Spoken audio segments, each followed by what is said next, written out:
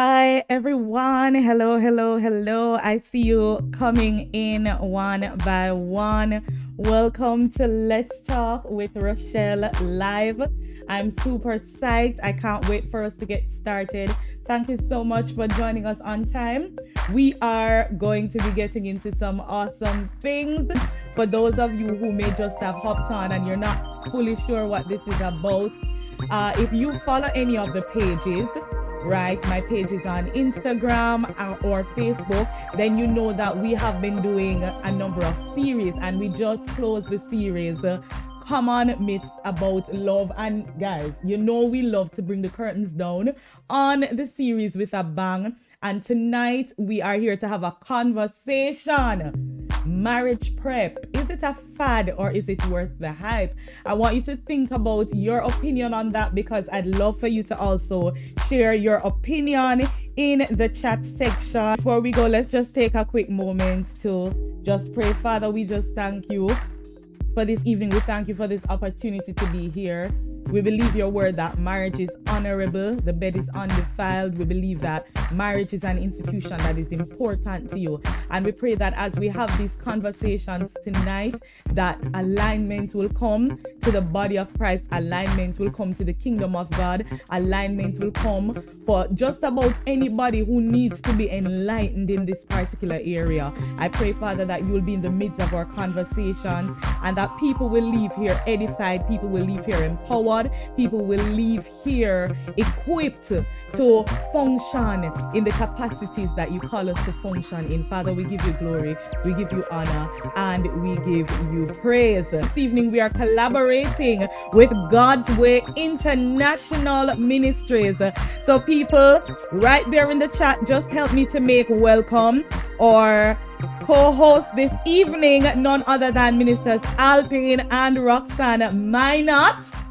Hey, how you doing? Hi, everybody. Yes. Come on, give them a little clap, give them a little excitement in the chat section, send up the emojis, let them know we're excited to see them. Of course, they're no strangers to Let's Talk with Rochelle. They've been here before and they're here again. Boy, when something good and something work, you just have to work it, right? Yeah, that's right. So welcome, guys. How are you feeling this evening? We're good. We're excited. I'm fired up.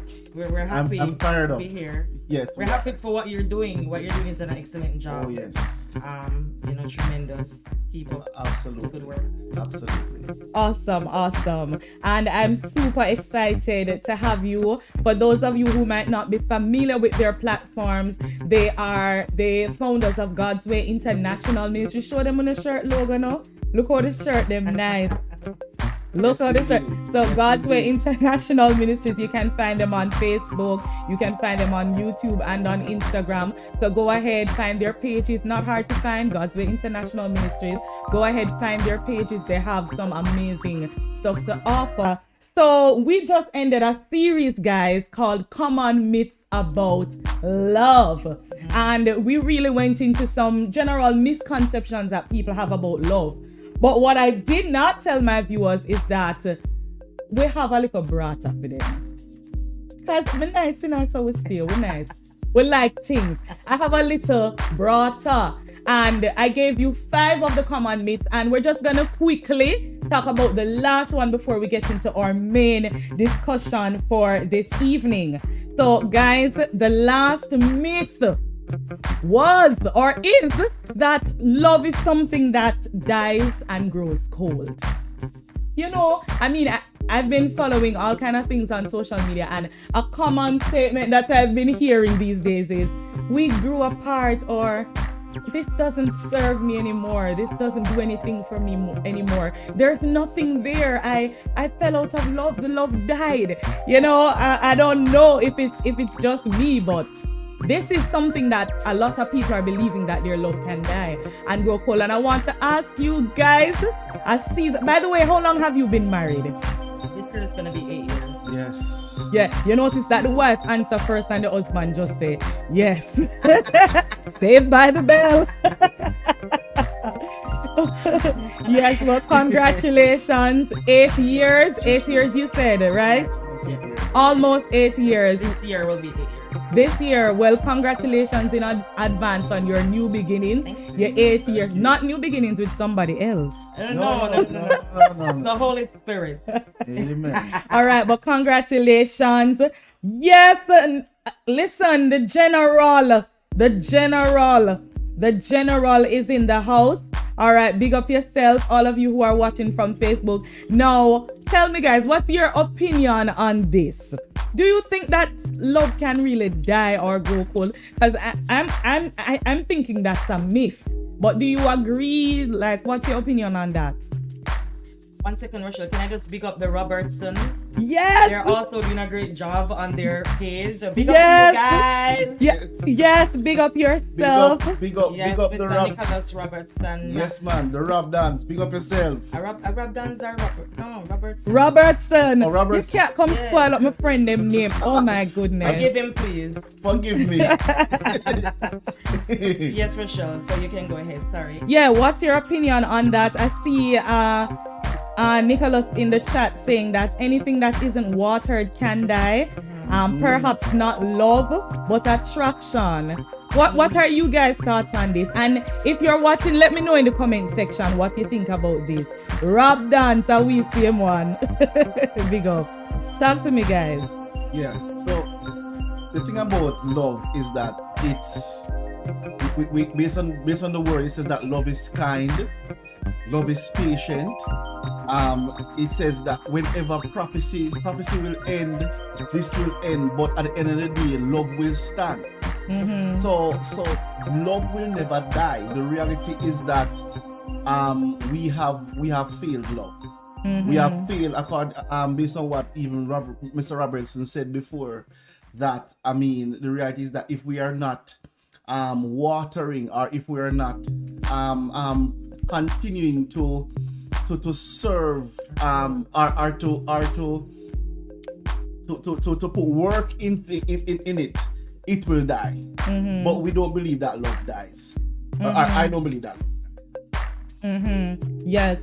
One of the things that I've really been hitting at throughout the series, I've been taking us back to 1 Corinthians 13. That really helps us to understand a little bit more about love.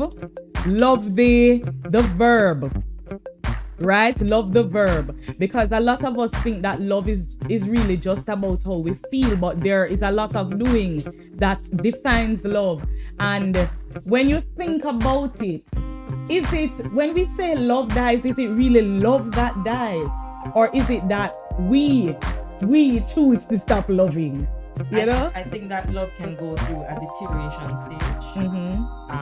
It's like you have a brand new car, but if you do not take care, the outside is looking pretty and shiny, but if you don't take care of the interior of the car, you'll find that the outside is gonna look beautiful, but the inside begins to become rotten. Things start going bad. All of that on the inside.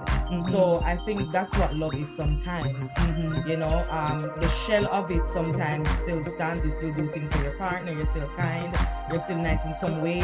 But if certain things are not fueled properly, if it's not protected, if it's not properly taken care of, I believe that it can go. It can deteriorate after a while. So that's why we have to maintain that drive. So question, because what I'm getting is that it requires maintenance. So is it the love that dies or the relationship that dies when love is not consistently carried out? Since love is something that we do, it's us extending patience and kindness and all of the things that 1 Corinthians 13, because it even says in the text, if I can paraphrase, it says that love never fails. So if love doesn't fail, or if we don't fail to love, doesn't the chance of the relationship surviving increase in a sense? Like, what you guys think about that? Is it really the love that dies or the relationship that dies when it is starved of love? I believe that the relationship dies when it is. You know what? As I said before, I believe it has to be maintained. Yeah. I believe it can go cold. And the thing that drives love, that proves that you love somebody, that can go cold. Yeah. Which will create a picture like I don't love you anymore. But the truth is that you're still doing the things that shows love. You're still doing some things that shows love.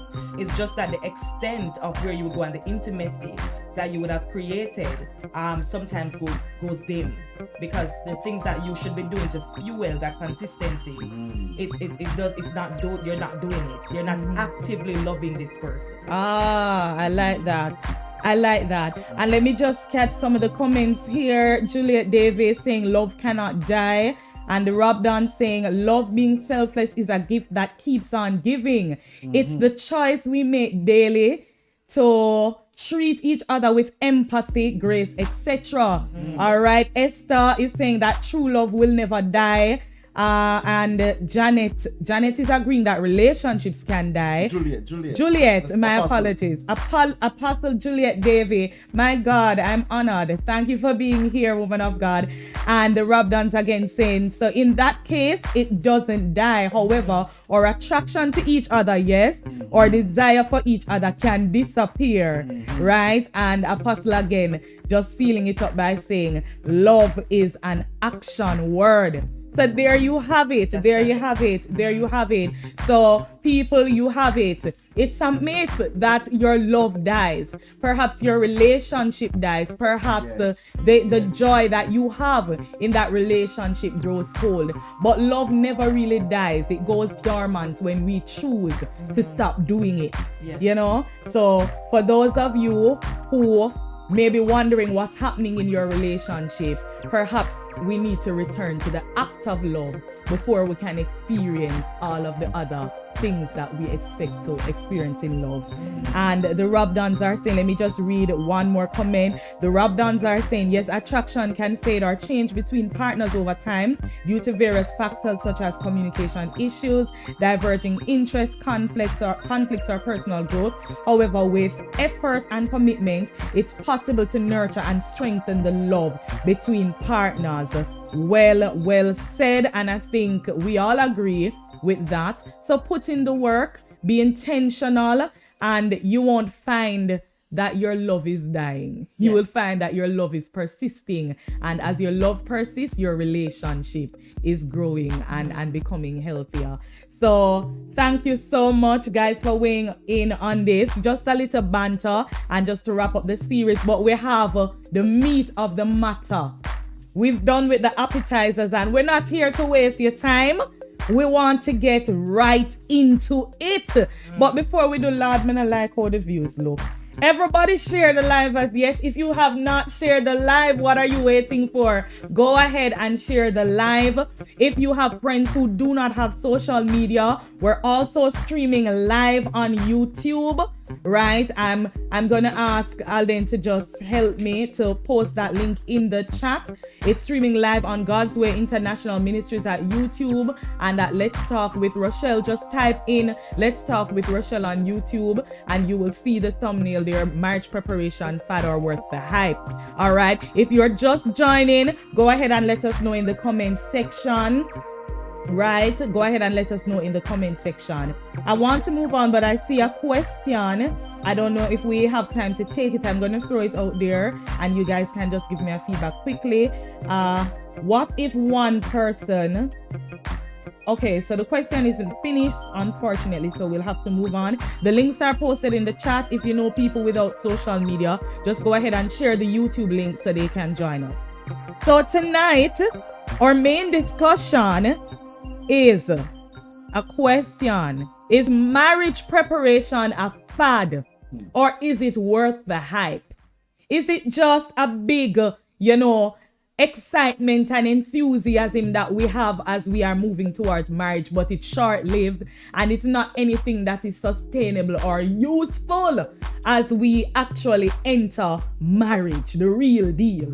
Is it like, is preparation like a simulator experience that doesn't really equate to the real thing, or the skills that you're using it don't really help you in the real thing? Is marriage completely different from what we expect it to be as we're preparing?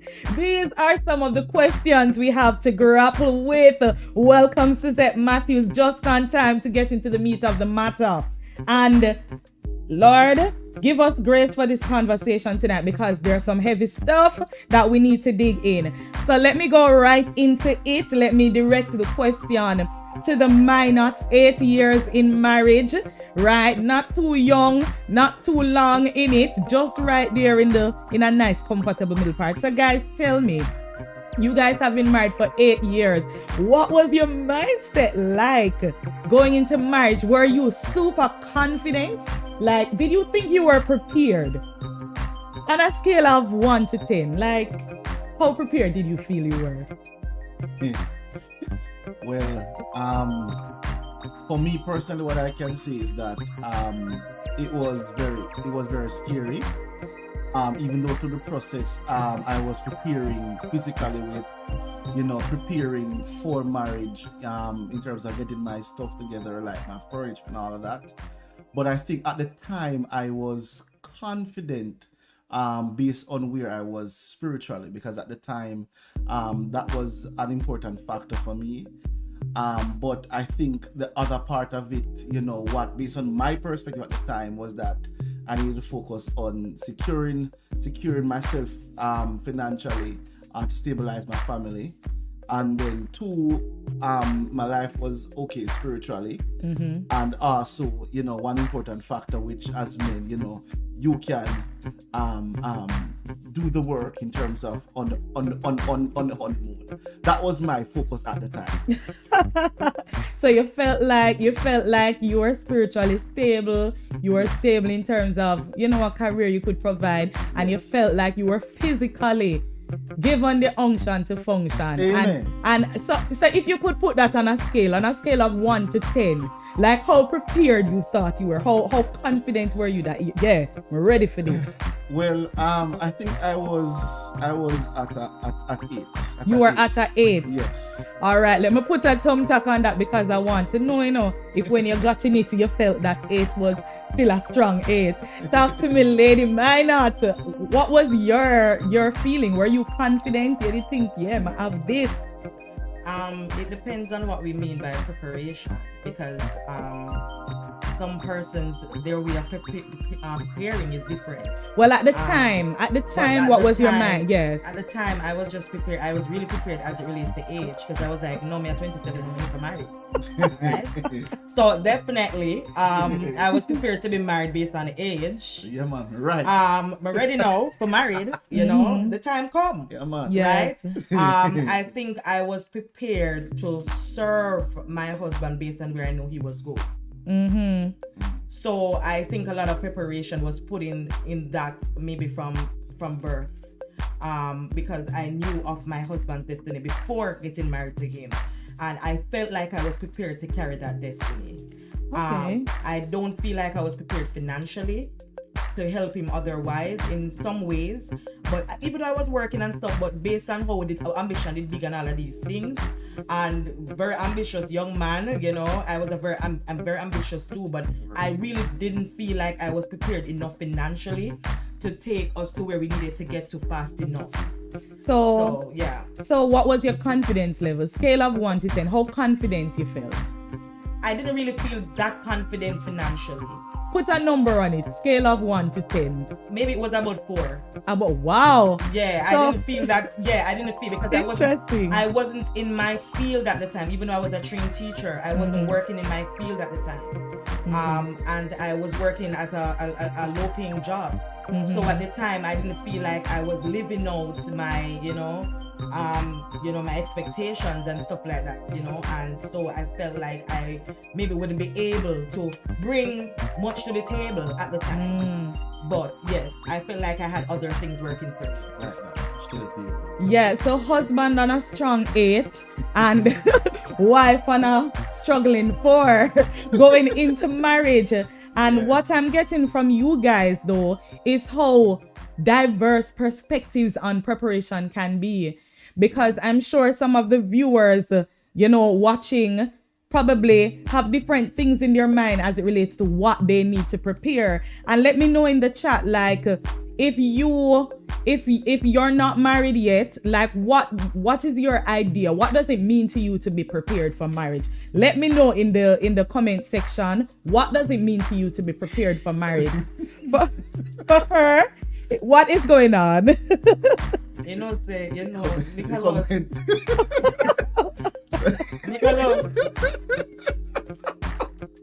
Oh my gosh. Nicholas, please don't bother with tonight.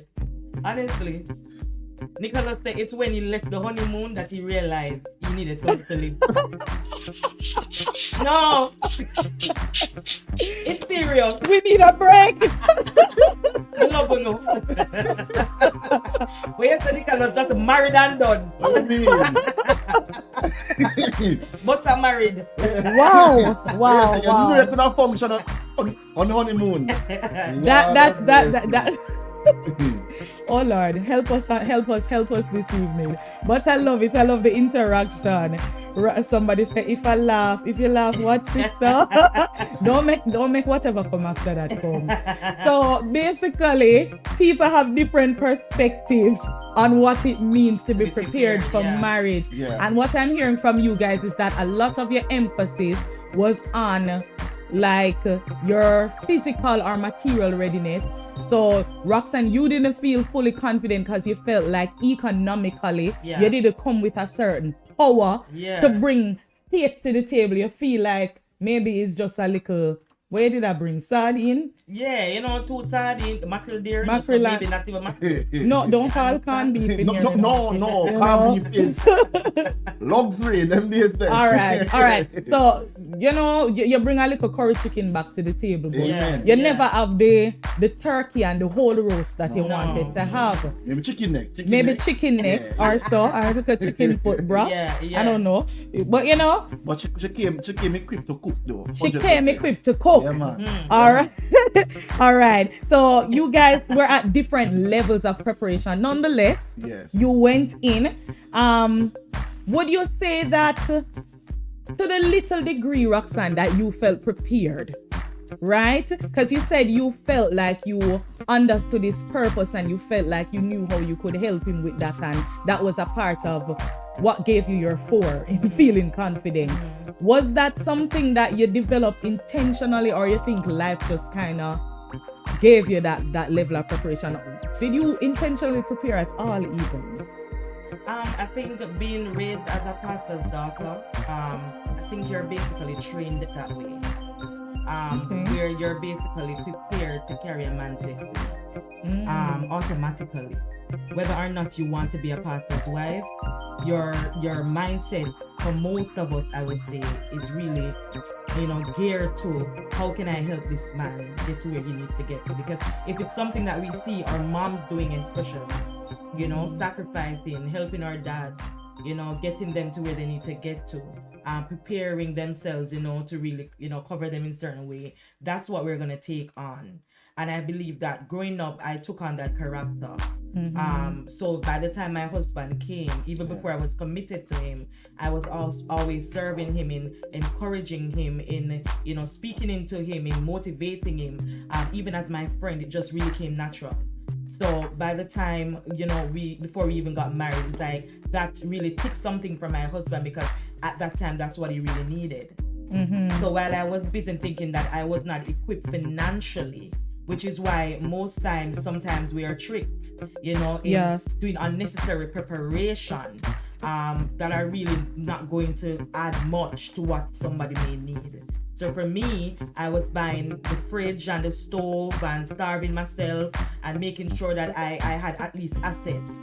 At least, some things were with my husband coming up on me too long on them. And I was trying to get things like that. I was saving to buy my bed set and all of these things to furnish my home, which I was doing. By the time my husband came, I had to take that same money that I was saving to buy his ring. And by the time that I realized that all these things that I was saving and preparing for, as it relates to material, my husband already has them. Wow. And I feel like you basically answered a question that I wanted to ask you, but I still want to hear from Aldaine, because Well, first, Aldaine, let me know what your preparation was like. Was your preparation more intentional? Because for Roxann, she feels like her upbringing as a pastor's child kind of made some things automatic for her. The whole idea of supporting a man, of helping him, the whole help meet. She kind of grew up seeing that as a pastor's child. What was it like for you? How did you prepare for marriage? What did you do? Well, I think for me too, growing up in a nuclear family, I saw my mom and my dad married. I saw that, and so it was also something that I wanted, right? So in my mind, I wanted to be married too. I mean, I don't want to be alone, and I think it was the journey of, searching for the right person, and in that journey, you are so caught up with, the perfect will of God and also with destiny. And so there was a part in my life where God began to show me certain things. And I think that was a part of preparing me to actually give me insights and also to give me the hints of the timing. And so that was what contributed to even, my sort of confidence. However, along with that spiritual backing of what the Father was saying, a part of my preparation or what I was doing in the meantime was I was actually researching. So I remember I went through a season where I was looking at temperaments, where I was looking at different type of personality types and what will work for each other, how we will work out through these different temperaments, even getting to know myself in terms of temperament wise. And I remember I used to watch a lot of, what's his name again, Jimmy Evans, I think. Tony Evans? Not Tony Evans, I think it's Jimmy Evans on Marriage Today. Okay. So I used to watch an episode of Marriage Today pretty much almost every day to get information about marriage. So I was, preparing intellectually concerning marriage. So that was my preparation for the most part, and the spiritual part, and the physical part. So that was where I was preparing. I was preparing by getting my furniture at the time, so that when my wife came, she didn't really have to bring much that, but just to bring her suitcase with her clothes. So that was where my preparation was. So basically, your preparation was in terms of your spiritual connection with God to get wisdom and direction in terms of who, when, yes, and then there was the preparation to make sure you have the material thing. Right. But you also mentioned something. You spoke about your research and how you took some time to help you to learn yourself. And I think that's a very, very important thing, because a lot of times when we think about marriage preparation, I can tell you as an unmarried woman who grew up in Jamaica, one of the things that you always heard growing up, and this is not me bashing being domesticated, because all of these things are important. You have to live somewhere. You have to be able to take care of where you live. People have to eat. You have to take care of children. These are very important. But I heard a lot of emphasis as a female on you have to learn to wash, cook, and clean. Burn which food in whose house? And you will be sharply and promptly reminded. And you say you want married, Hey. But, and while these things are all good, at the end of the day, a lot of people forget the self-work. We think about what we can bring to the table physically. Lady Minott spoke a lot about her lack of confidence in terms of her financial power, and she spoke boldly about her strength in terms of her ability to support a man's vision. But what about the inner work? Because we talk about what we bring to the table, but have we thought about who we bring to the table? Because it's not just the things that we're coming with, it's the who is coming. Come on, man. And I think that has been lost in the conversation about marriage preparation. And I really want us to dig into some of these things. Before I go, let me big up my friend, Shanae Greatness Twin Ingram. Lovely woman of God, thank you so much for joining. I see you there in the chat. And yes, stay tuned if you want some more of that laughter. But let's talk about it. I mean, would you say that when you did your levels of preparation, right? Would you say that when you went into marriage, the things that you prepared for, you found them most useful, or like they were the most relevant things that you needed to prepare for? Any of you can go first. Like, was it useful, all of what you did, the areas that you focused on? Well, for me, yes, some of the things that was I prepared for example, cooking, which is, you know, one of the things that my husband loves. He loves food. So the fact that the time was spent to prepare in that way and to serve in that way was very important for my for my husband. In fact, him tell me, say, if I could have cooked, he would have married me. Yes, it's that serious.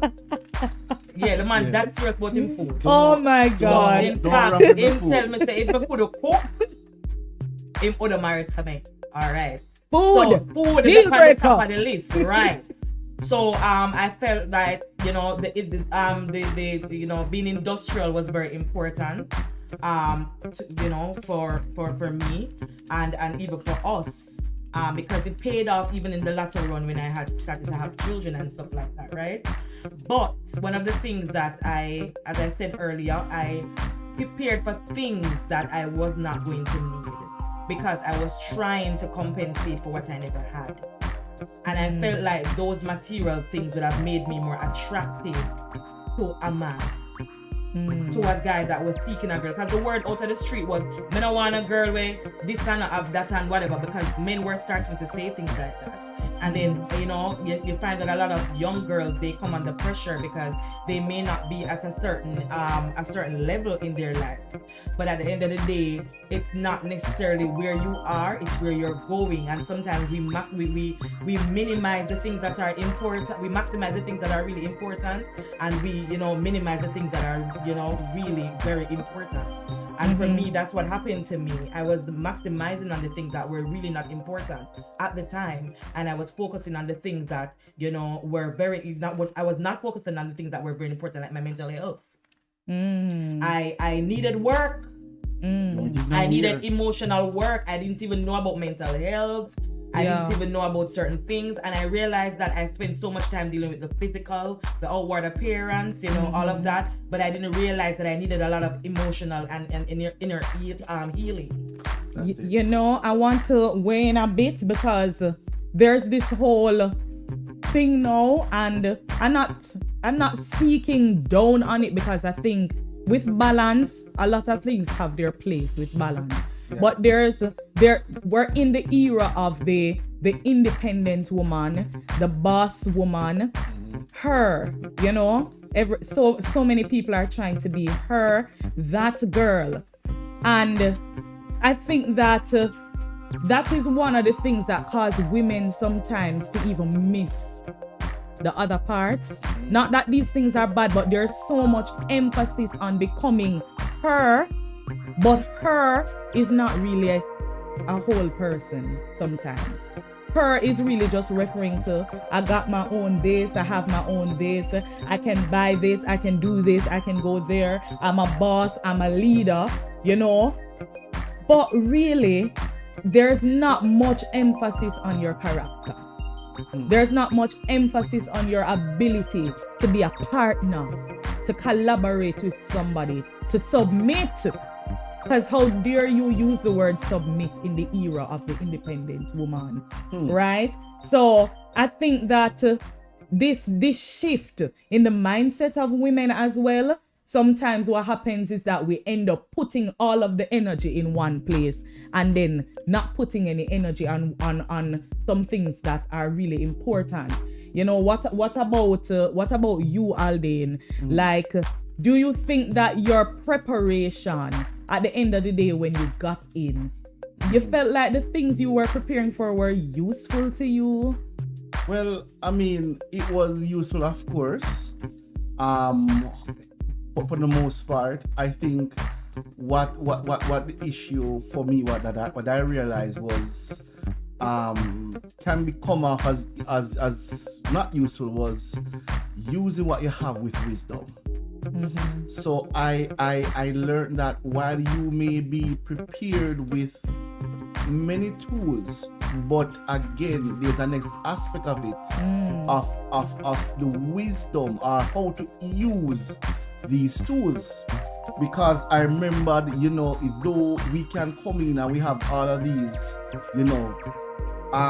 principles that should work, but there are certain principles that we have to, apply some wisdom to it, because if there's no wisdom, while we may be applying the principle, we may be applying the principle not in the most effective way, right? And so, for example, let's say like when we just got married, we had issues with communication, and one of the things was that it wasn't a safe environment as yet.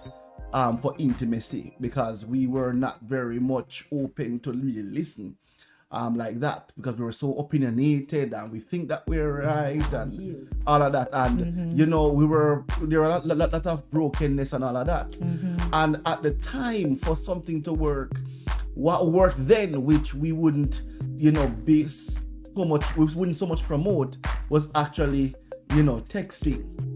And we found that at the time, texting maybe what our concerns was the safest way at the time. I mean, is it the most healthy way? No, but at the time it was the best way to communicate. And so we had certain tools, but for me, I think I didn't have much wisdom to apply it, because every tool in different situations can be different. So I think that's where in areas I wasn't prepared. I wasn't prepared how to apply what I know in some instances.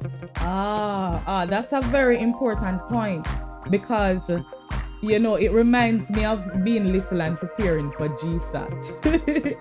Like, you go through this intense drilling, memorizing answers to these general knowledge questions or in science and other things. But at the end of the day, even though you're able to give the answer to many of these things, oftentimes, if you were taken outside of that exam and asked to apply that knowledge to real life, sometimes you wouldn't be able to use it. And it makes me think of how, sometimes a lot of men and even women, you're working really hard to get these material things. Imagine working really hard to accumulate wealth to get into marriage, to feel like you're qualified and you can take care of somebody, but you don't even know how to use the resources that you accumulate. Working hard to learn all of these things about communication, but you don't know how to apply them in an actual conversation. And I think that is where the self-work comes in, because if we can work on our character, if we can, deal with those hidden things inside of us, get clarity on what our traumas are, get clarity on what, triggers us, and what our strengths and our weaknesses are, and begin to do the work on them, then it will begin to show when rubber meets the road and we'll have to deal with another human being. Because we'll be more self-aware, we'll be aware of what's happening with us, and we'll even be more empathetic to somebody to understand that they may be, triggered by something, or we might be more intentional in coming to understand them. All right. So what do you think? Do you think that when you got married, anything took you by surprise? For sure. Like, you just see this thing and you're like, all right, I thought I was prepared, but no, sir. This can't keep. Okay, so for me, while I could cook, this is a funny joke now. A funny joke? A funny joke. I hope so. A funny joke. Because while I could cook well. Yeah. But I remember stalling in half a tree. You're really going to tell them that? Yes. I remember stalling in half a tree. Waiting on my sister after work. Oh, have a lie. Talking to her long time. I used to married. Oh my God. So that I wouldn't have to come to cook.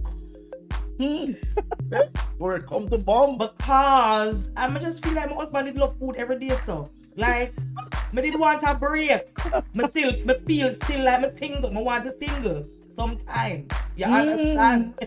I wasn't ready to be pulled into this thing like that. Commitment. To commit to that responsibility. Ah. I wasn't ready for that part of being responsible.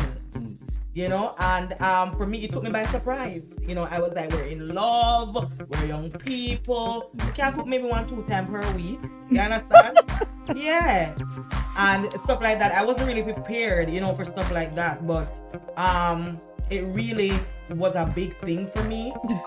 You know, it really was a strain for me. It was a stress for me at the time.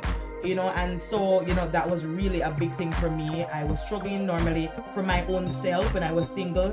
If I didn't want to cook today, I would not cook today. I would just eat a patty and go on my bed. You understand? Or do what I just make some tea and go on my bed and stuff like that. No, I had to be thinking about someone else. Ooh. I had to now be thinking about this other person that I have to esteem above myself, that I have to think, you know, I have to think about it. And I didn't want to think about anybody but myself. I was still selfish. You know, Roxann, you're really working me up with this, because you were able to cook, but your mind did not transition from single woman to wife. No. So even though you prepared in terms of acquiring a skill that you would need in marriage, you didn't have the mind to use that skill to benefit. No. So I wasn't prepared. I wasn't ready to be committed to that. We have to round up the nuggets, you know, when they're coming. So basically what I'm getting is that preparation is not just about acquiring the skills. There's a part that has to do with skill development, developing the skills for communication, learning the this, as Aldaine spoke about, a lot of intellectual preparation. But there's also a transition, there's also a mind preparation that needs to take place, where your mindset begins to shift from being a single person or whatever you classified yourself to be before entering marriage. Yeah. You know, I was reading something just this week, and they were talking about the fact that before you get into marriage, it's important for you to be a wife. They were highlighting the scripture, you know, when, you know, man finds a wife, he finds it a good thing. I think it was something Minister Kevin Ewing had written up on YouTube. I was reading it just about 2 days ago or yesterday, and he was saying that he found a wife, which means that she was already a wife before he found her. That's it. Right? It's not the wedding that makes you the wife. It's a mindset, it's a posture, it's an attitude. And so while we are reading the books and going to the seminars and taking the notes, have we become mentally the thing that we are preparing to enter into? You know, so that's something for us to grapple with. And I wonder myself, I mean, whatever I'm doing to prepare for marriage, am I a wife, or am I expecting to go into marriage and still be single? Yeah. The next thing I was prepared for was the warfare that came with marriage. Yes. Tell us about that. Yes. So the warfare part now was just, I mean, you know, we go to church and we learn to pray and we shout Jesus. But this time, you know, the warfare hit us by surprise, where this warfare would actually, you know, be even in our marital bed at the time. And you know, it really threw us off. I mean, as far as, you know, we were concerned, you know, I was poised for greatness on my honeymoon. Amen. Tell us about it, sir. And you know, while poised, you know, for that, because we are normally reminded each morning by morning. Amen. Amen. Right? Salute. So you know, in the whole process. in the whole process of being married and all, and you realize, wait, no man, something wrong this off, and you realize that there were issues where that is concerned, and there was the concern of, will we have children, because things were not going on in the bedwise, and we were getting to realize that these were actually spiritual attacks. And we were having dreams, and we were asking questions like, what is this? We are seeing this, we are decoding the dream. The Lord is showing us these dreams, but we don't know what is it, and we were searching for help. At the time, there was nothing, or there's not much situations where we were on Facebook or on YouTube where we could actually, see certain things happening and see certain deliverance and all that. And, those things were somewhat of, a taboo, the whole deliverance thing. It was something that was not spoken of like that. Mm-hmm. And so we were not prepared for that. It wasn't until within the marriage of going through the journey of the certain sufferings and all of that, that we eventually, developed the tools of how to walk. But we were not prepared for that, to be honest with you. Wow. I mean, the last thing I think about when I think about marriage, I mean, now it's a little bit different, but maybe some time ago, and I can imagine this is the same for a lot of people. The last thing that would come to my mind is warfare. You're thinking about bliss, you're thinking about love, you're thinking about all things lovely, but warfare, and I mean, the question isn't, is there warfare in marriage? I guess the question should be, why wouldn't there be? Because when you think about it, the Bible ends with the Bible opens with marriage and it ends with marriage. We see that marriage is on the heart of God. And I think one of the things that a lot of people don't realize is that when two people come into covenant with God in marriage, they have the power of agreement. They become one. And when they begin to pray, thy kingdom come and thy will be done on earth as it is in heaven.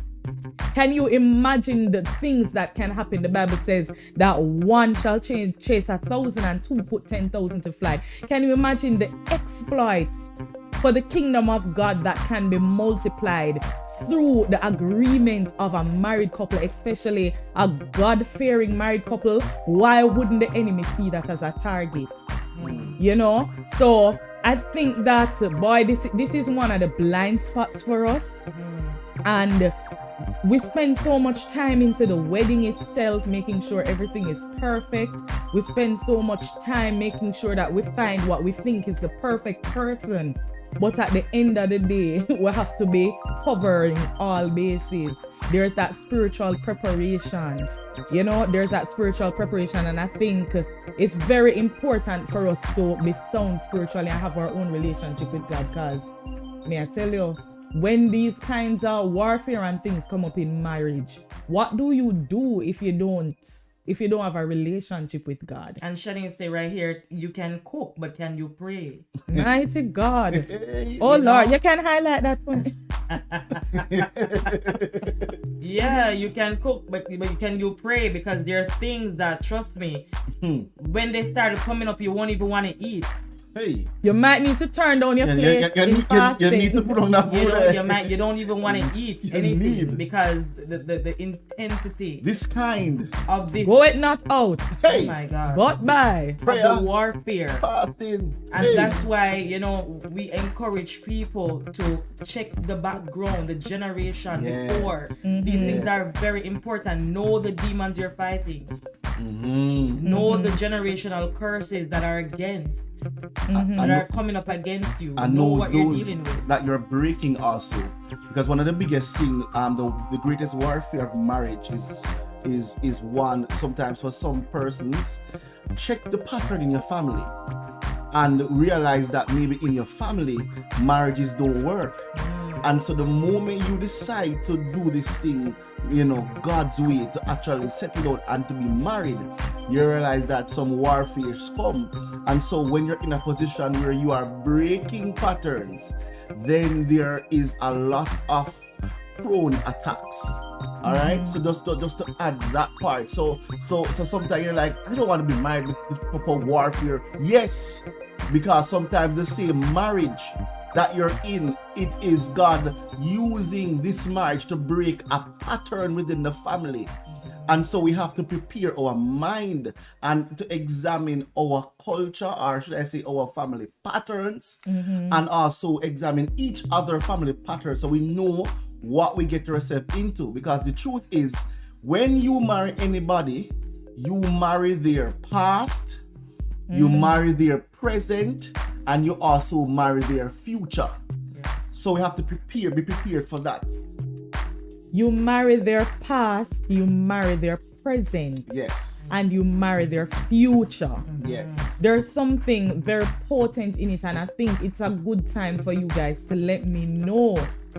What would your answer to tonight's question be? Because how do I prepare to marry somebody's future? I don't know what the future will look like. No matter how the person outlines their plan for the next 5 years and then the next 10 years and the next, no matter how we plan, we really don't have much. We don't have ultimate control over the future. So I can know the traumas of your past, as well as me can buck it up in a marriage and would get counseling and would figure out how to navigate them. I already like your present, which is probably why I choose to go through with this. But you marry their future. Like, I don't know what's in your future. What if there are some things in your future that I've never even thought about how to deal with? So the question is now, is marriage preparation a fad, or is it worth the hype? This hype around, ladies, single ladies, you want to get married, single men, you want to get married, but are you prepared for marriage? I think it sets us up to feel like we can do something to prepare for it that is ultimate and final, and that should guarantee us success. But is that really possible? Is the hype and the feeling of safety we will get around this marriage preparation thing? Is it true? Are we being misled? Are we going in with false expectations? I believe that there are some things you can prepare for, while there are others you cannot be so prepared for. 100%. There are things that are very much unseen. You will not know what can happen, what can come across, 10 years down the line. But there are things that you need to prepare for. For example, you need to make sure that you're prepared spiritually to help this person to carry their destiny. A lot of young people I find now that is happening is that people are marrying to people based on where their current mindset is. Or where they currently see themselves. They're married to people without even knowing what their expected end is going to look like. That's it. And as a result of that, you find many making mistakes as it relates to their partners, the ones they're choosing, because we are focusing on the physical aspect of a person. We're focusing on what you have to bring to the table. We're focusing on how can we build something together, but how can we maintain this together? Because you can build something but not maintain it. So when we are choosing someone, I would say prepare yourself to choose someone that will be able to maintain what will be built, what will be built by you both. So somebody with the character to sustain what is built. Not just the character, but you have to know this person in the spirit. You have to know where this person is going. Some of us, we only know the person by the flesh, but we don't know them by the spirit. Can you elaborate on that a little bit? Because I know there may be persons watching who might not even understand what some of these things are that you're saying. Like, what do you mean by knowing somebody in the spirit? Like, all right, for example, you may be a beggar in the flesh. You may be a beggar in the flesh, but you're a king in the spirit. And sometimes the preparation is to get you to that place. So the person meets you as a particular person. The person meets you just as a banker. Right? They don't see you going any further than just being a banker and having a couple dollars and being comfortable after a few years. That's the furthest they have it in their minds to go. When this person may be called for ministry, and you came, you have no idea of ministry, you don't want to be in ministry, you don't like nothing concerning ministry, and then they choose a person that does not even carry that grace for where they're going. That's it. Or the capacity. And they don't carry that capacity. They don't carry that grace to carry those people into the next leg of their lives. A suited helpmeet are suitable. So we made mistakes by choosing persons based on who we currently represent now, and not where we're going. So the first thing is to know where you're going. That's it. Where am I going? What will my expected end look like? That's it. What is God's intention for my expected end? That's it. So when you're making a choice, and this is especially for men who are choosing women, when you're making a decision to choose a wife, you don't just choose them because they shape well, because they look good, because they can bring a lot of money to the table, because they can help you get that flashy car, because they can help you buy that flashy house faster. There are some women that they are not there yet, but what they carry in the spirit will be able to get you to the next leg of your destiny. Yes. And so we are choosing because there are things that can be worked on. We are ignoring that sometimes we are not focusing on the things that the things that cannot come overnight. The things that has to be built over time, the things that comes with suffering. These things don't just come like that. But there are some things that you can go back to school. You can do this. You can uplift yourself. You can actively work on certain things to get yourself to a certain level. But there are certain things, if you don't carry that capacity to bring that person to the next leg of their destiny, I'm telling you that you will suffer in the end. So it's really talking about the carrying capacity. And I remember when I was going through my elimination, when I was considering different individuals, as I was dating, and I was getting to know people. I remember at one point, one of my rubric that I was actually crossing off some of their names are of my choice was you can't go pray for me, because at the time, based on where I was spiritually, the Lord was actually showing me or giving me a glimpse of my expected end. And so in those times as a man, I wrote down my vision, or should I say his vision, that he would have given me for the generation, for my family.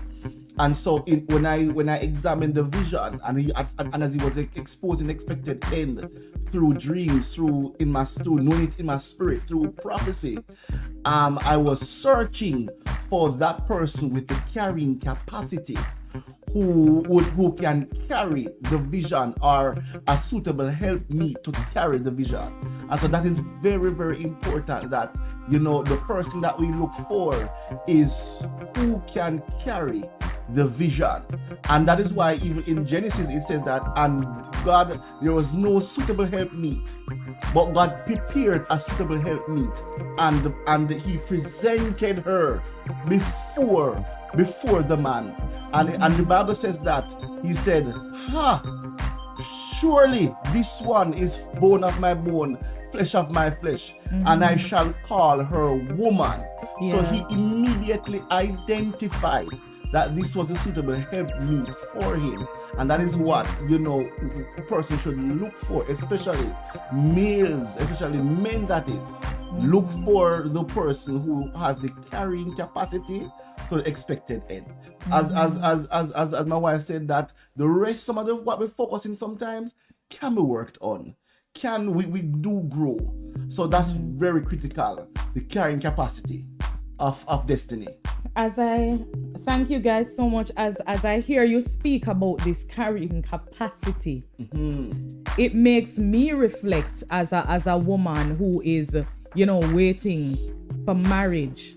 It makes me reflect and ask myself, how malleable am I? How flexible am I?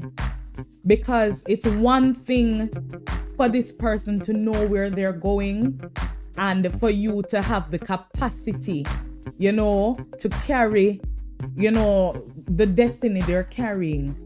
But the truth, there's a reality that exists too, that there are some things that come along the way. There are so many scenarios that can play out. You marry a man, both of you are on a certain level spiritually and you're pursuing a certain path, and let God fully have the capacity to just interrupt your life. Maybe this is not something that was prophesied before, or maybe some event takes place that causes your life to take an unexpected shift, something that you couldn't perceive. And the question now for me as a woman waiting to go into marriage, and I think anybody waiting to go into marriage should ask themselves the question, is a part of my preparation my ability to learn, to keep learning, to keep growing, and to be flexible? Because I think sometimes we'll go into, a lot of persons probably go into marriage like a wooden ruler, just this straight line, and they expect everything to go according to what the ruler says it should be. We should be able to size it up with this instrument. But there are some things that you can't size up with that instrument. You might need to twist and you might need to turn, you might need to adjust, you might need to unlearn some things, and you might need to relearn some things. Because the thing that people don't realize, is that there's a lot of talk about mental health and trauma these days. And I think that a lot of people go into marriage, or even before they get into marriage, some of these things come up in their serious relationships. But we enter into these commitments and traumas from the past and unresolved business start coming to the surface. And sometimes as we're healed from these things, a different version of us comes to the front. Because even the healing, can change the dynamics of the relationship. Because we talk about what the trauma itself do and how the relationship toxic, but what about when you married somebody who was broken and within the marriage they become healed? And that is the reason why I say you have to know the person beyond the flesh. Yeah. Because some people will connect to people based on the fact that we have brokenness in common. Yeah. So ultimately, what I'm getting from you guys is that there are some ways in which you can prepare for marriage. It's important. So we're not advocating for persons to, jump off the preparation train. There are some intentional things that you need to prepare. But a part of that preparation is a mindset that I will remain teachable. I will be a lifelong learner. I will not see myself as having attained to, but one that is continuously reaching towards learning, growing, and adapting so that my marriage can work for what it is now and what it is becoming. Which that is a conversation that it's very important that two people have. That while we know that we're not there yet, or we're not fully healed yet, we are doing the work. One of the ways we started doing the work was to make sure that we went to counseling before we got married. And a lot of people, they skip that part of the process. They don't feel like it's necessary to go to a counselor. And I'm not just talking about a pastor going to a pastor who is not trained. And so you can go to your pastor, but you also need a therapist. You also need a counselor, a professional who's trained in the area. I do support you getting spiritual advice and stuff like that and some wisdom. But there are some things that really need professional help. And so we were blessed enough to be getting spiritual guidance while we were also, being served by someone who was trained in that area. He was just not a pastor, but he was a trained counselor. And so if you can find somebody then that is spiritual, that is also a counselor, nothing is wrong with that. But make sure that the things that needs to be, spoken about, they are exposed before entering this place, so you will know what you need to work on and create a plan of how we're going to be actively working on those things to get to where we need to get to. So by the time you get to your expected end, it will not be a surprise that, oh, this person is changing and I don't know. No, you will know this person. You'll know what when they're healed, you know what you're gonna get. That these are discussions that we have to have. You know, when I know this is not you. This thing is being clouded by your fears, by your emotions, by the things that, you know, the traumas. But I know once you're healed, then you're going to be this person. And will I be able to stand in the room with you? Will I come with you on the healing process, or will I regress and allow you to go ahead of me? And then by the time you get there, I cannot handle you. Wow. Or you cannot handle me. Incompatible now. Will I create an incompatible situation by not growing with you to be healed? Wow. So these are things that you need to ask. Are you willing to grow with me towards healing? Because we're not saying that everybody will be fully healed before they get married. The reality is that you may not be healed. But there has to be a conversation around, are we willing to do the work in getting there? And what are the things that we're going to be putting in place to actively work towards that? And how are we going to work on being accountable to each other to ensure that we heal, so that we can properly serve each other at the next level? Beautifully said. There's so much that we want to dig into, but you know, unfortunately, time doesn't stop and pause when you're having a good conversation. I want to invite you, if you're here, it's not too late to share the broadcast. Persons can always catch the rerun. For those of you who are here, thank you so much for being here, and I love the engagement in the chat.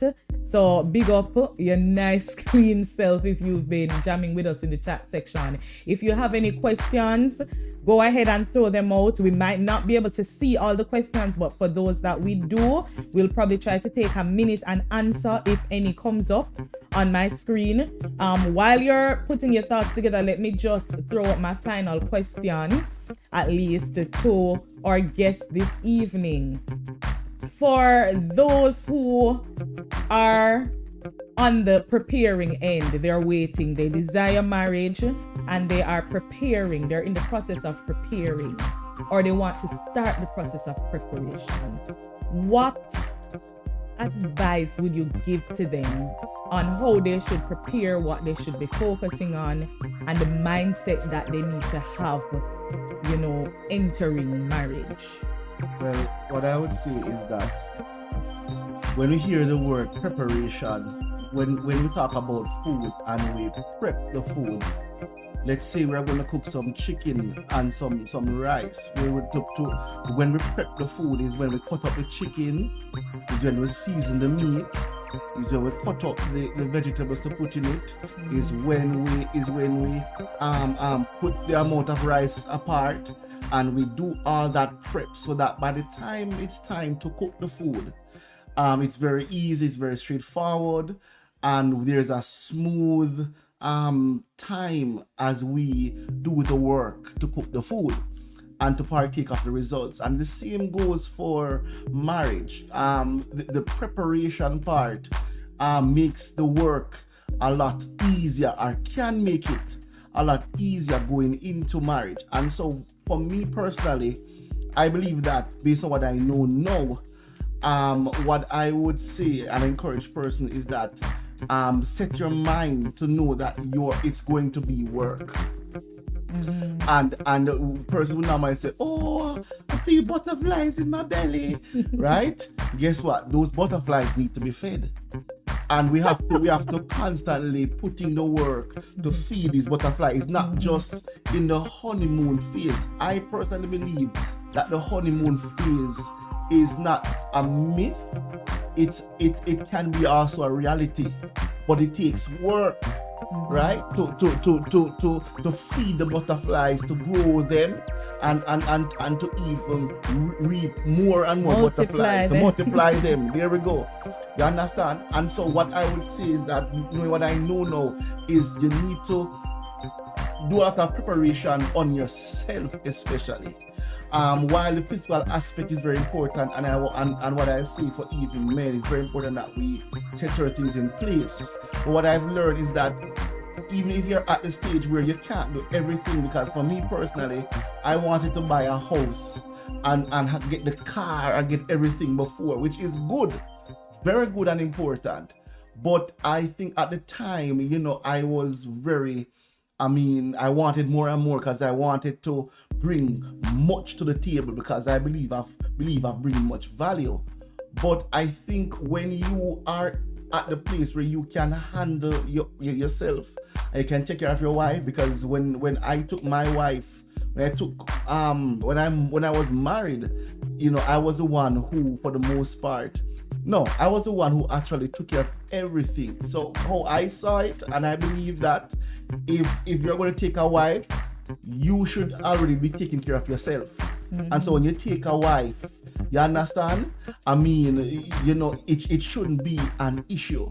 And so I think I wanted more than that, but I was at that place. But I learned to appreciate that it's not bad to start at a low and build together, because somehow that process of building together, of ground zero, it adds a cohesiveness. It promotes that synergy.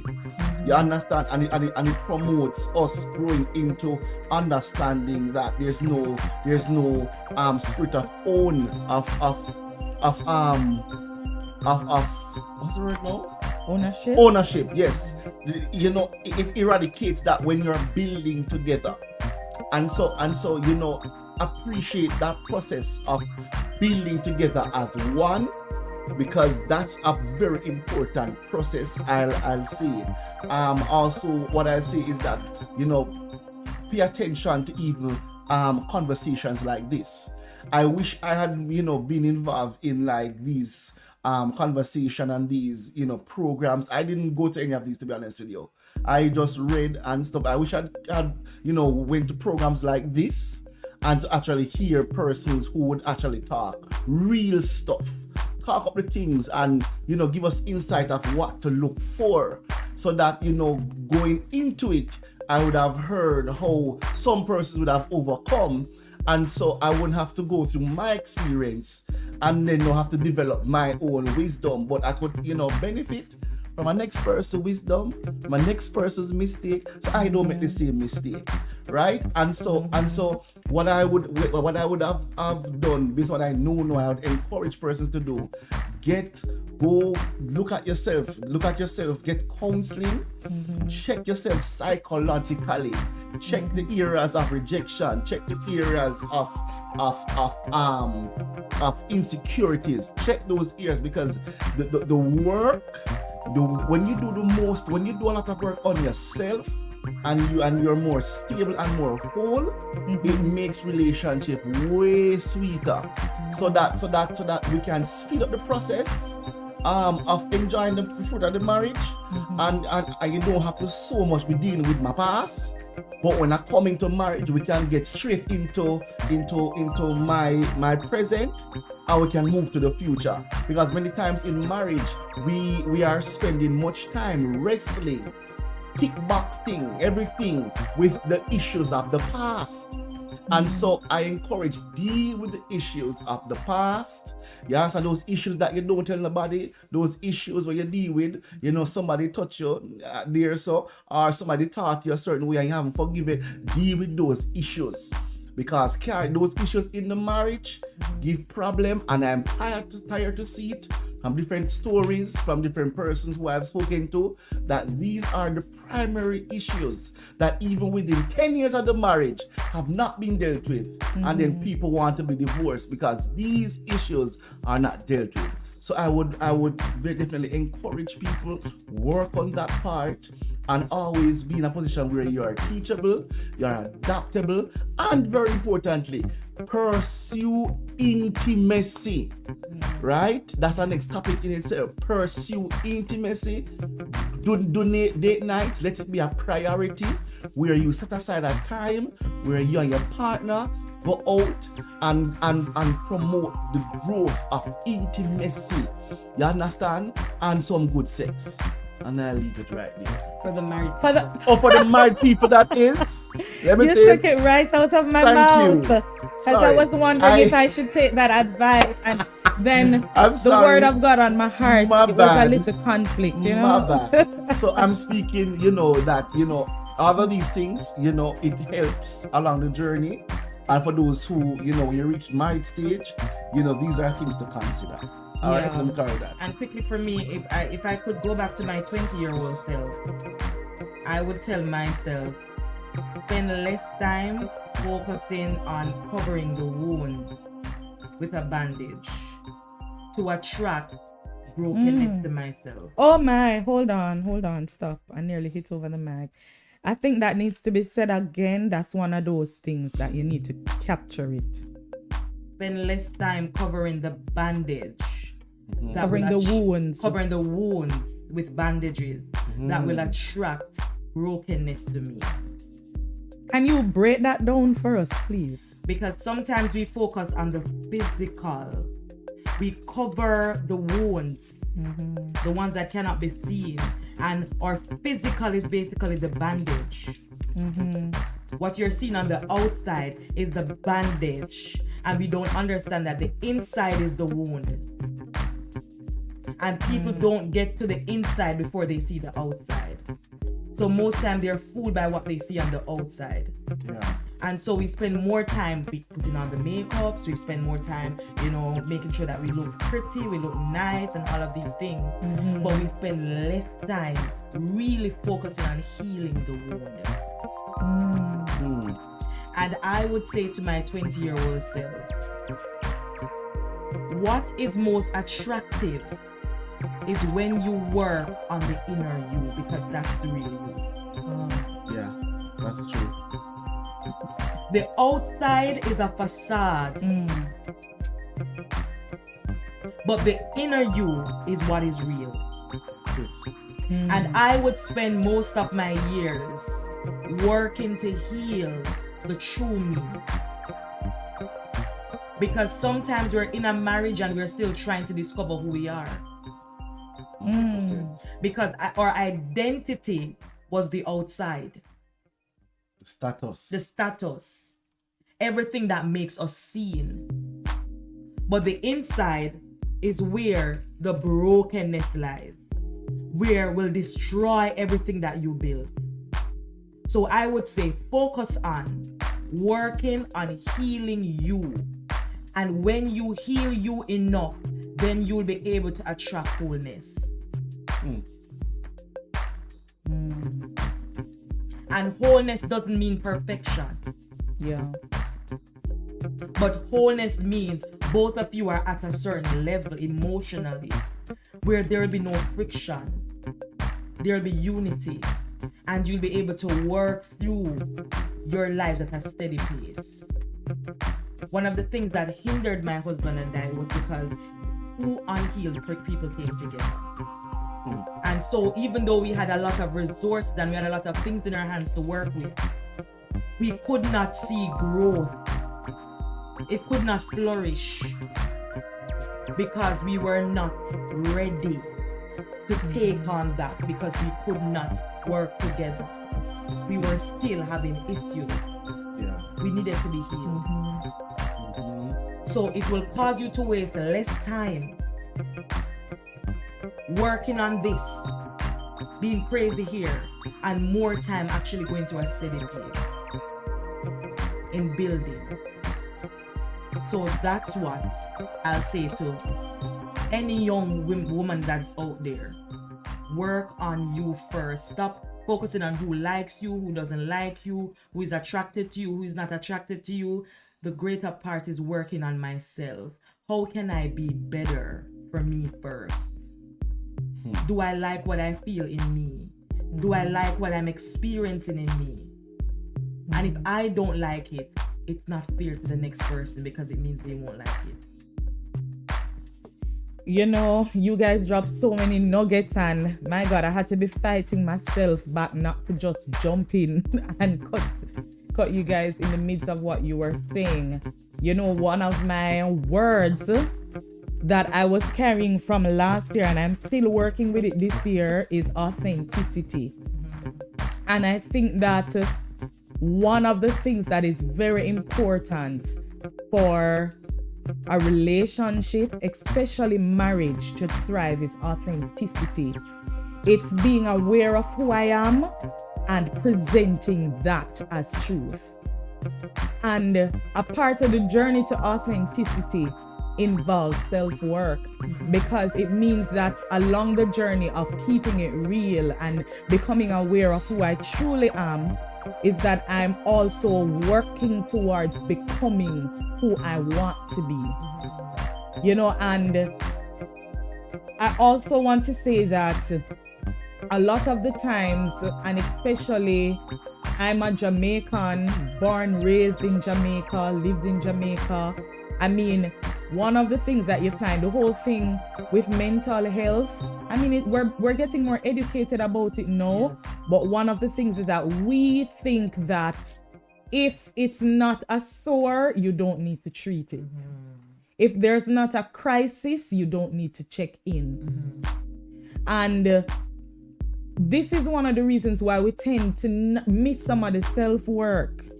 Because we think that because I'm functioning okay, because I appear okay, because my relationships with people are okay, then it means that I'm good to go. But if we're all pursuing authenticity, and if we're honest with ourselves, and if we take the time to sit and to really think about who we are, how we're existing in the world, and what we're really being and giving, then we will have an opportunity to truly stop and to address these things. You don't have to wait until the house collapses to fix something on it. You don't have to wait until everything rusty and drop off to change the pipes. There's a maintenance that we need to keep on ourselves spiritually. Physically, we exercise to maintain our physical health. We eat properly. We do our checkups at the doctor, right? We practice our spiritual disciplines to maintain our spiritual fitness and health, you know, and we need to do the same thing in terms of our character building and in terms of our mental health. You know, we have to develop discipline in all of these different areas of our lives. And that is a part of the preparation. A discipline that helps us to create a lifestyle of growing, a lifestyle of learning, a lifestyle of becoming a better version of myself, so that I can offer a better version of myself, you know? I think this has been a very rich conversation. I think so much more can be said, but we already have so much to chew on. I saw some questions in the chat. I think Shani was asking about books that you've read. I think I see the links for some of the books in the chat, and we'll just go ahead and continue to add those. And I think you answered the question, Roxann, about how you would advise a young person who is in college, a college graduate, or a young person who is still living with their parents, how they need to marry. I want to put an insight on it. I'm not married yet, but one of the things that I'm coming to learn is that when I do get married, I'll be getting married to a person. And this person is going to have access to the most intimate parts of me on every level. And they're going to see the parts of me that I don't readily give out to people outside of that space. And I think one of the best way to test what your husband will get is to become aware of what your family is getting. Because the people who are closest and most familiar to you, all things being equal, if you do not love them, honor them, respect them, and if you're not able to serve them, then why on God's earth would you be able to do that for someone else, whether it's a husband or wife? If you have no respect or regard for the people in your immediate family. And I mean, the argument is here that, you know, some families are toxic and stuff. Well, what if some of the traumas and the triggers of your husband or wife begin to feel toxic? Like, how are you going to navigate the space? So I think a good place to start is by becoming the best daughter, the best son, the best brother, the best sister, the best cousin, the best friend that you can become. And as you're becoming in those areas, the consistent part of your identity is being sharpened. So when you get into marriage, which is a lifelong commitment or covenant, then you will be more equipped to continue to be who you are and to serve. You know, it's been And I'm sorry, Rochelle, before I don't want to break you, but I feel like this question has more to it than what we are responding to. I think I'm not sure exactly what is it she's asking. There could be several things she's asking right here, because she mentioned about living with her parents and being a graduate. I don't know if that has anything to do with financial, because remember that there's also this notion that you should be living on your own and be independent to show that you're ready for certain things. For women now these days, one time that was just for the men, but now this is becoming a woman thing as well. I'm not sure if she's asking from that place, so I think there should be some clarity. All right, well, you can go ahead and just clarify that for us in the chat, okay, she's saying it is layered. So if you could just give us a little bit more detail, or let us know if your concern has been answered. Let us know if what you had in mind, if you feel like it has been addressed, or if there's still something. Okay, so financially. Okay. So I can respond to that. I will say to every young girl, don't change the foundation of the principle, because society is going in a particular way. I believe that a lot of women are forced out of their parents' home to mess up themselves. And the truth is that the man should feel comfortable coming to take you from your parents' home. Absolutely nothing is wrong with that. You're at your parents' home, you don't have to be paying no rent, you don't have to be paying no bills like that. You should be preparing yourself to be a bride. That is the most important thing. Financially, you should be saving your money, whatever money you get. You should be preparing to help that man, not using all of the resources that you have to prove that you're able to take care of anything. I don't believe that. I believe that as a woman, it is very important that you stay with your parents. So many young girls are going out there getting themselves messed up. I came out of my father's house and I was working. So work, save your money, invest your money, right? And prepare so that when your husband come, you would be even a little bit more steady to help him and not be using all of that resource that you're getting. That to me, that's a waste. Yeah. She also mentioned something about maturity level, and I want to chime in that living in your parents' home doesn't necessarily mean that you cannot develop a sense of maturity and responsibility. Exactly. Because if you're living there, if you are, starting your career, you're newly employed, I mean, you're an adult now. You don't have to sit there and wait for your parents to buy food. There's a certain assertiveness that you can take. There are certain responsibilities that you can choose to take on or to contribute to. There are certain things that you can practice. Don't just sit and wait for your parents to pay the bills as they also do. No. Find out what the processes for these things are. How do we go about paying these bills? Ask the questions and get yourself involved in the process so that you're preparing. So when you make the transition, if it is that you're leaving from your parents' home into marriage, when you make the transition, you would have already gotten acquainted with handling certain things. And in a place of submissiveness too. Yeah. And then women stop creating excuse for men who does not understand what it means to cultivate a woman. A lot of men really don't know how to do that. And so they come up with all of these brand new things. You should be living out of your parents' house to prove to me that you're ready. That's a lie. You're supposed to come out of your parents' house. Yeah. And I mean, if you don't, it's not like you're at a disadvantage. You're not there. There are reasons. If someone you know? wants to live far away, we have to move away for work. We have to, for different reasons. And some of us, even when we move away, sometimes we end up living with family members that we are accountable to. You understand? Accountability is very important. I'm not going to say that you can't live alone, but I'm saying don't force yourself into that avenue just because you feel like it is one of the requirements. to prove that I am mature enough to do this, because that does not speak maturity. There are many women that I know right now who are living by themselves, who are some of the most immature women you could ever find. Selfish women you could ever find. So from a male's perspective, for me, I was always on my own.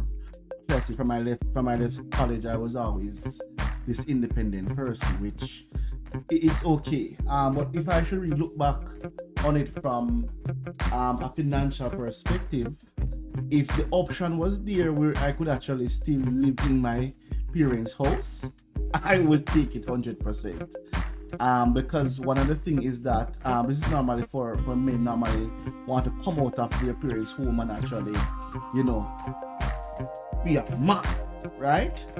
But in terms of looking at it from a perspective of being more financially wise, if I can stay in my parents' house and I don't have to be paying this bag of rent and all of that, and I can build in other areas, I can do some investments, I can put down some proper savings, have some down payments for my house, or maybe if I have some land, I can build on it, or buy I can apartment, some real estate. I could maybe start up my business in my parents' home and all that, and actually building from there. So staying in your parents' home before you're married is actually not a bad idea when it comes on to be in a better financial position. I didn't have that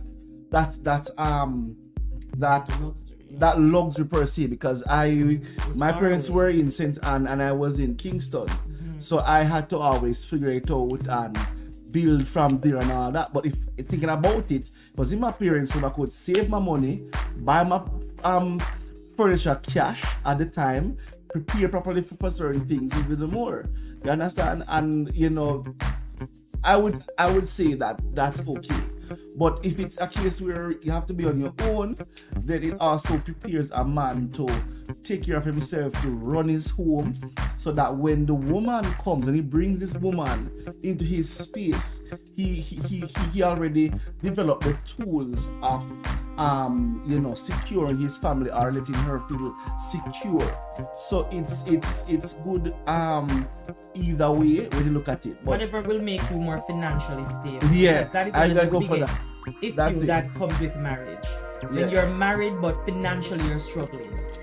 That's one of the biggest issues. So the best way you can get yourself prepared is staying where you are and properly building from there. And strategize. Prepare the plan, and establish a firm plan for the future. All right, thank you guys so much. I'm not seeing any more questions at this time, and we are a long time into the conversation, and albeit a good conversation, I think we have to land the plane at this time. So let me just say a big thank you to all of you viewing from Facebook, YouTube, and it's been a great conversation. We're so happy that you stopped by. We hope that you benefited. Please, we are intending to save this and to share so persons can catch the replay. Go ahead and share it with all your contacts so that everyone can benefit from this. But before we close, there is a special public service announcement that I want to give. And then I'm going to also allow the Minott to tell us about a conference that is coming up just in about a minute or so. So guys, what a way to announce to the world that I've officially started the YouTube channel, Let's Talk with Roshelle. So many persons I know would want to get plugged in, but they're not big on social media. And so I've decided to extend the platform to YouTube. So listen, if you're watching this, go to YouTube right now and go and search for Let's Talk with Roshelle. This live conversation is the debut. What a way to launch our channel and don't even introduce myself. coming soon. But go over there, like the video, watch it again if you will, and please do not leave unless you subscribe. Please and thank you very much. All right, I'm gonna ask the Minotts to tell us quickly about the conference that is coming up for them on the weekend. Okay. All right. So before we get straight into that, for those persons who are asking about the books, we shared the link about the 5 love languages. That's one book, very important book. I also shared a link for a playlist of Jimmy Evans, where he talks a lot about marriage. So there's a playlist, so you can go on there and check it out. Very good stuff. All right, and also come to seminars and platforms like this. So without further ado, let's jump straight into it. Baby, go ahead. Yeah, so here in Canada, we'll be having a conference at our church, No Limit International Ministries, which is Marriage the Naked Truth. Yes, ma'am. This is not for single people, married people, but for single people, for those who are dating, those who are courting, those who are, hopefully looking to find somebody. Complicated. And those who are in a complicated situation right now, are what do you call it? Situationship, all right? No, because there's a lot of situationship in Christendom right now. Don't get me started. So if, married people and all of that, you're all welcome to join us if you're in Canada. Please join us at this conference. In person. Right, in person. It's in Mississauga. In our comments, you can go on our page. You will see the flyer. You can go on our personal page. You will also see that right there. And you'll see all the information you need. It's the 17th of this month. This Saturday coming. Yeah, if you guys could share, because I know there are people watching from outside of Canada. If you're able to share the Zoom link, yes, or let them know where they can find it. So for those who are gonna be on Zoom, maybe from Jamaica, or you're joining from the US, the UK, wherever, we're going to be putting this link underneath the video that is on each of us page. Yes. Okay, so we'll add it. Yes, you can see it there. All right, so guys, if you're able to, unable to, go ahead and join into the conference this weekend.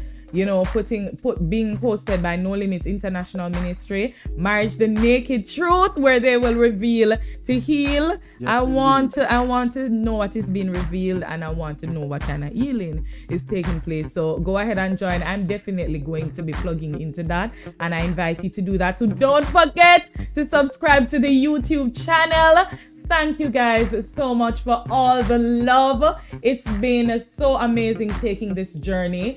Let's talk with Roshelle and yours truly, Love No Bad. Thank you so much for being here, and until next time, take good care of yourselves. Have a great one. We love you loads. Bye, guys. What's your relationship status? Are you married, engaged, picking up the pieces of a broken heart, or single and exploring relationship dynamics? Then this is for you. No Limits International Ministries proudly presents Marriage, the Naked Truth, a conference where we will reveal to heal marriages and prepare you before you say I do. Come hear the dynamic presentation by the Minotts and others. Get ready to explore the raw realities of relationships as we deep dive into the real world of matrimony, the highs, the lows, and the tactics to navigate the challenges. Come and experience this mind-opening journey toward understanding, acceptance, and love. Remember, the best teams know each other's strengths and flaws. Here's to leveling up and becoming the ultimate team in the game of life and love. Mark your calendars for Saturday, February 17th, 2024 at 6 p.m. at 5915 Atlantic Drive, Unit 3, Mississauga, Ontario, Canada. Live streaming will be available on Zoom, and refreshments will be available. Admissions free. See you there.